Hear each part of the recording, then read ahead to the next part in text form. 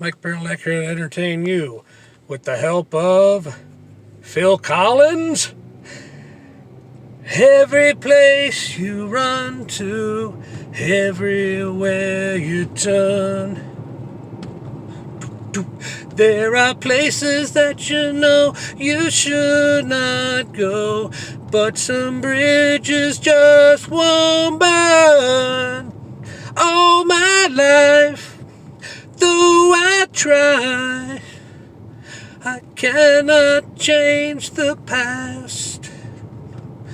And the ghosts that come back to haunt you make you realize at last. We fly so close. It's got the same. We fly so close. Got the same thing as in the air tonight. Sometimes we fly too close. We fly too close.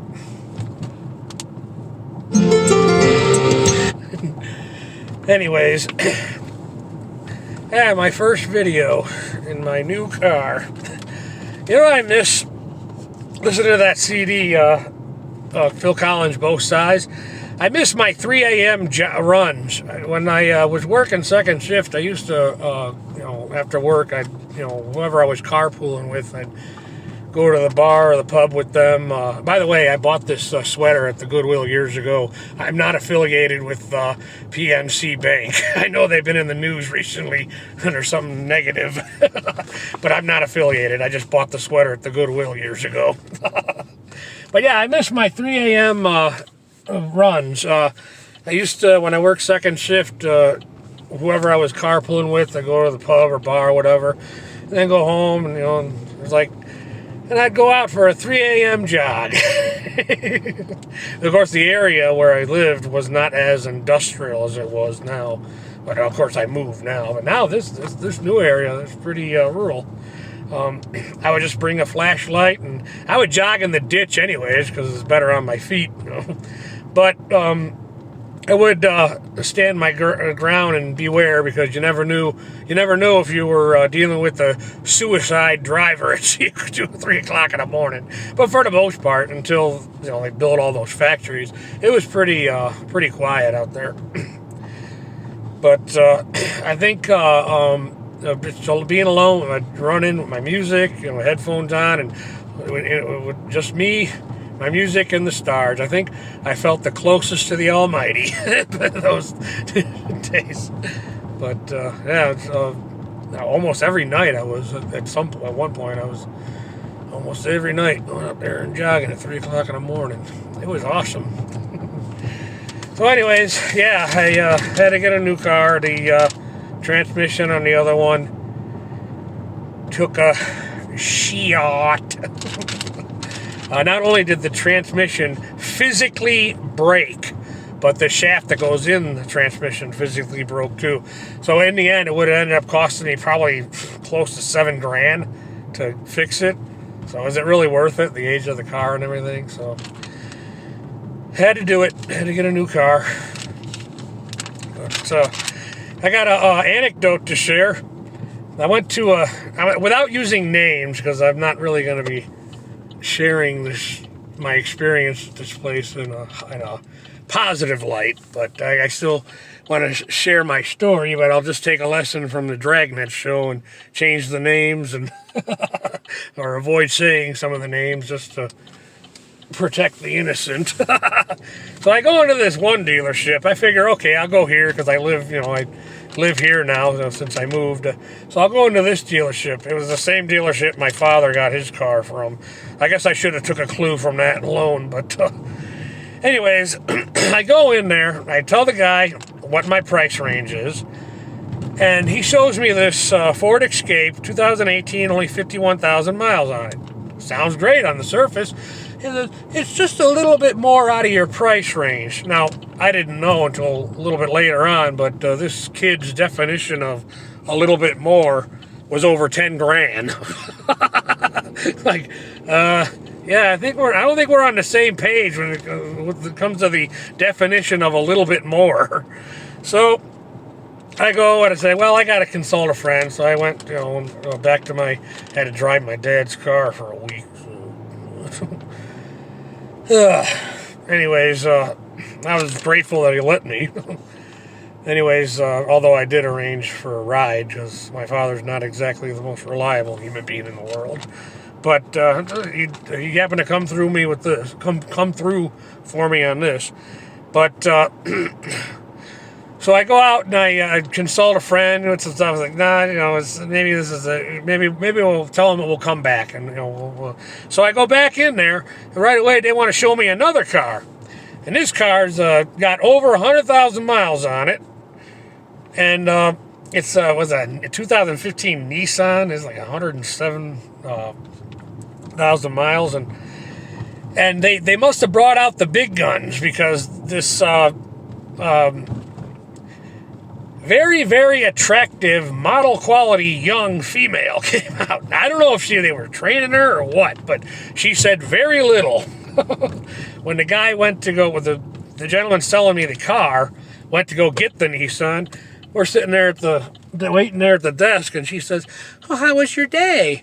And I said, "Productive. I got a lot done." I happened to sell another car that morning, so I wasn't lying.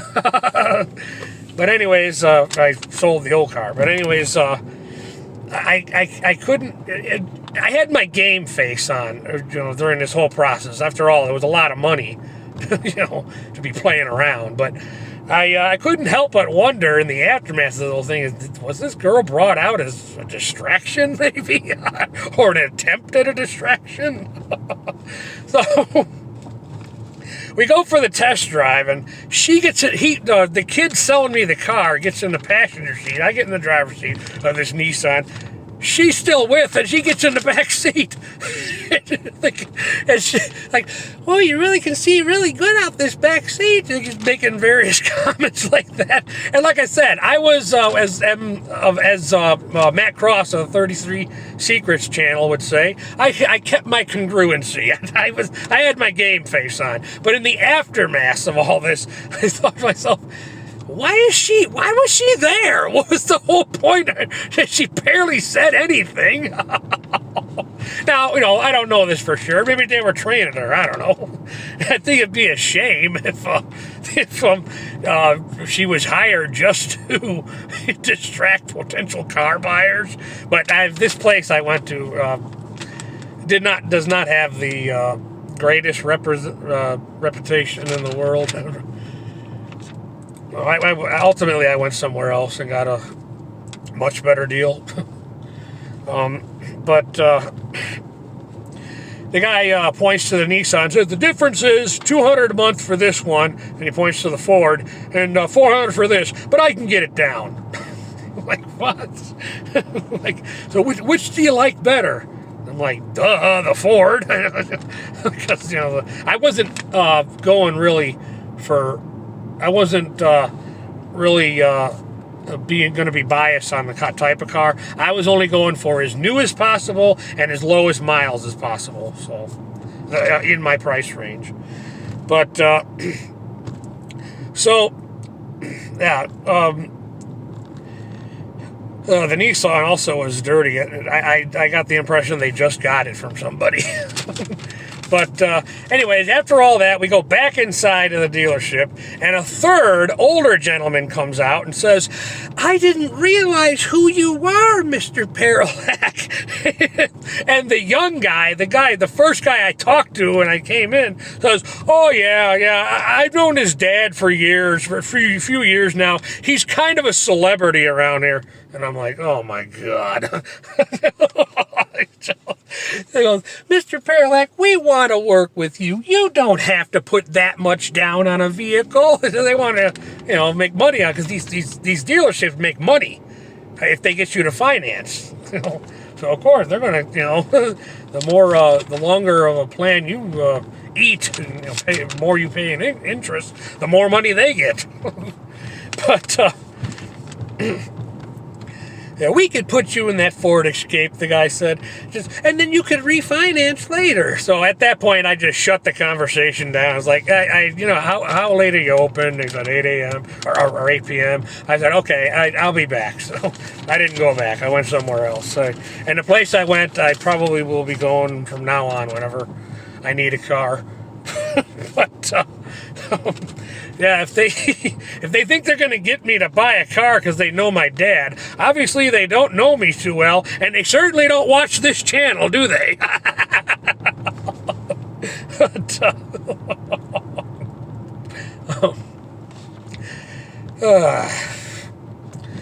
I actually forgot my phone in the car the other day, and I thought to myself, that's a sign I'm not too far gone. To actually forget the phone. I'm also on an ongoing project of getting rid of excess. I have too much stuff. I got to get rid of excess. Excess, not in excess. But I definitely got to get rid of the excess. I kind of felt sorry for the girl, thinking like I was, like if that's what her job is, to, just potentially distract, potential car buyers in this dealership. I was like, because, if that were the case, I don't know this for sure. Maybe they were just training her. I don't know. But if I am right and that was the case, they tell these girls what to say, and, because they don't get any business otherwise. Folks like my father, they'll be, oh, yeah, what car do you want me to buy? Drooling over her. But I kept my congruency, like Matt Cross of the 33 Secrets always says. But that's sad, though. I felt sorry for her, because if that's how, if that really is how, if I'm right and that's really how it is, imagine being a female and having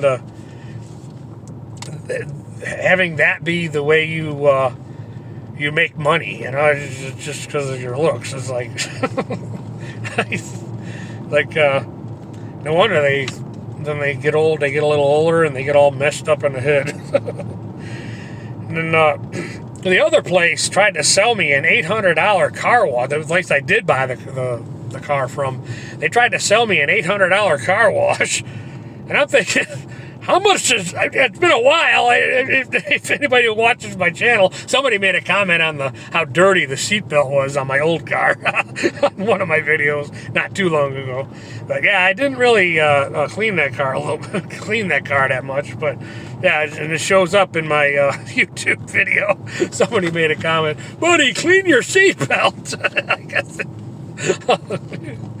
Anyways, but no, I'm thinking $800 car wash. I'm thinking, I know it's been a while since I cleaned a car, but how much does Armor All and Windex cost these days?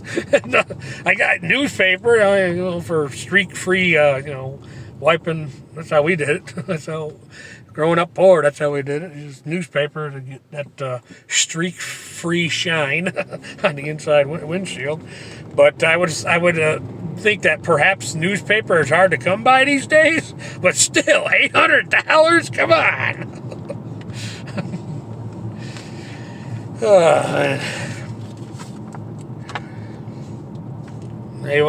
Some people might wonder, where did I get the money to buy a new car at this point? After all, I just bought a new home. Well, I engaged in a business endeavor a year ago. I've been selling my bathwater on social media. You'd be surprised what some people are willing to buy.